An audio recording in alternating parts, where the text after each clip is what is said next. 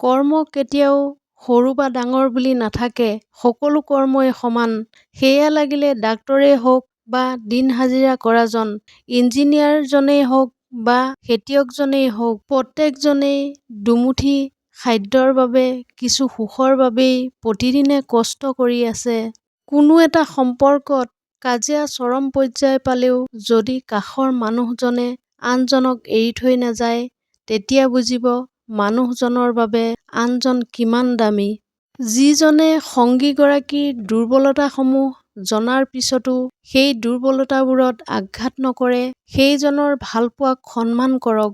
কাৰণ এই স্বাৰ্থপৰ পৃথিৱীত সঁচা ভালপোৱা পোৱাটো বহুত কঠিন, কিন্তু আঘাত কৰা মানুহৰ সংখ্যা বহুত বেছি। কলমটো যিমানেই দামী নহওক কিয়, যদি চিয়াহী নাথাকে তেতিয়া একেবাৰে মূল্যহীন। ঠিক একেদৰে মানুহ যিমানেই শিক্ষিত নহওক কিয়, মানৱতা নাথাকিলে শিক্ষাৰ কোনো মূল্য নাই। যিদৰে অত্যাধিক পিয়াহত থাকিলেও আমি কেতিয়াবা বিষ পান নকৰোঁ, ঠিক একেদৰে অকলশৰে থাকিলেও কেতিয়াও বেয়া মানুহৰ লগত সম্পৰ্ক নকৰিব। যিদৰে বিষ খাই দিয়াটো নিজৰেই মৃত্যুৰ কাৰণ, তেনেকৈ বেয়া মানুহৰ লগত সম্পৰ্কও আমাৰ বাবে যথেষ্ট ক্ষতিকাৰক। পৃথিৱীখন বৰ আচৰিত। ইমান কিবা এটা ভুল কৰিলে কোনেও বুজাই শুদ্ধ কৰাৰ বাবে প্ৰেৰণা নিদিয়ে।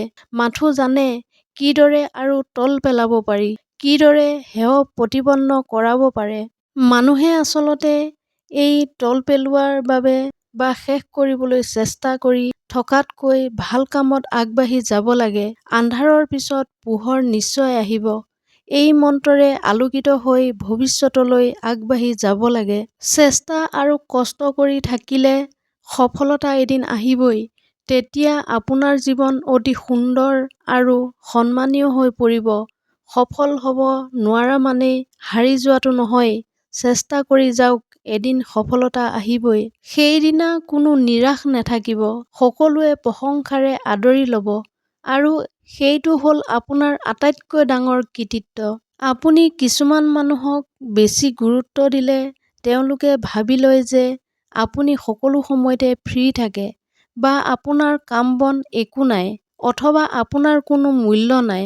তেওঁলোকে যদি এবাৰ আপোনাৰ জীৱনলৈ ভুমুকিয়াই চায়, তেন্তে বুজি পাব যে আপুনি হাজাৰ ব্যস্ততাৰ মাজতো তেওঁৰ বাবে কেনেকৈ সময় উলিয়ায়, যাতে তেওঁ আপোনাৰ অভাৱ অনুভৱ কৰিব লগা নহয়।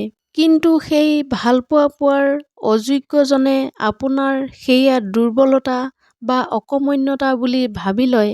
অপাত্ৰক গুৰুত্ব দিয়া মানে হ'ল নিজকে নিজেই অপমান কৰা বা নিজকে মূল্যহীন কৰাহে।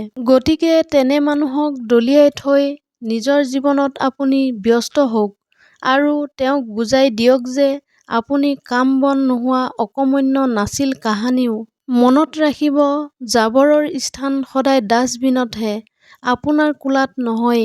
যাৰ য'ত স্থান তাত পেলাই দিয়াটো বুদ্ধিমানৰ কাম।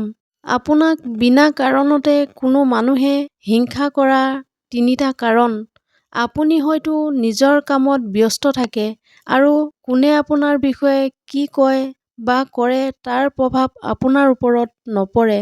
আপোনাৰ অৱস্থিতিক লৈ তেওঁলোকে শংকিত বা আপুনি তুলনামূলকভাৱে তেওঁলোকতকৈ সকলো দিশতেই উন্নত। তেওঁলোক আপোনাৰ দৰে হ'ব বিচাৰিছিল কিন্তু হ'ব নোৱাৰিলে।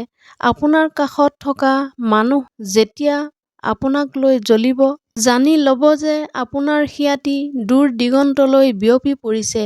কোৱা হয়, আপোনাৰ কৰ্ম আৰু উন্নতিয়ে যদি চুবুৰীয়াক জ্বলাবই নোৱাৰে বা বিনা কাৰণত আপোনাক বদনাম কৰিবলৈ বাধ্য নকৰে, তেন্তে আপোনাৰ সফল হ'বলৈ এতিয়াও আৰু বহুত বাকী আছে।